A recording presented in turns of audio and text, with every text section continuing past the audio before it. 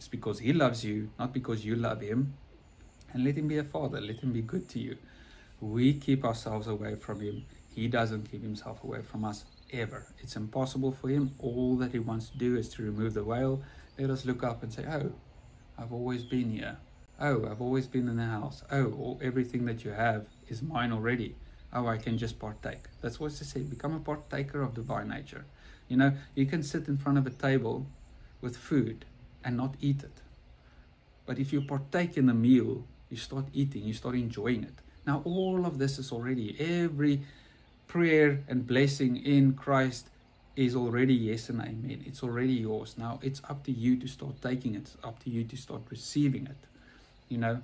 And you can't receive it through effort. You can't receive it through your serving and your commandment keeping and all that kind of stuff.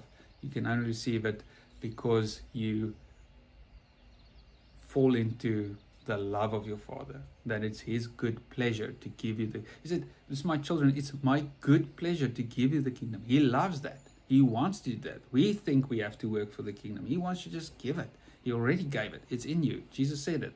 So he applied to, he spoke to our minds and our hearts and saying, listen, it's my good pleasure to do it. Sometimes we struggle to receive something from someone because we think maybe they're doing it begrudgingly, or maybe they feel that they're giving us a handout because, you know, we don't really deserve it. And that's why you have to clarify and clear the air and saying, listen, no, it's my will to give you this. Like, it's my biggest desire to give you this. Like, don't be guilty about it. Don't worry not to take it with both hands. Like, I want you to take it. Like, flip and grab it, you know. And like, don't even take a little bit, but drag it. It's my pleasure. Like, I did it for that reason. And that's your Father's heart, you know.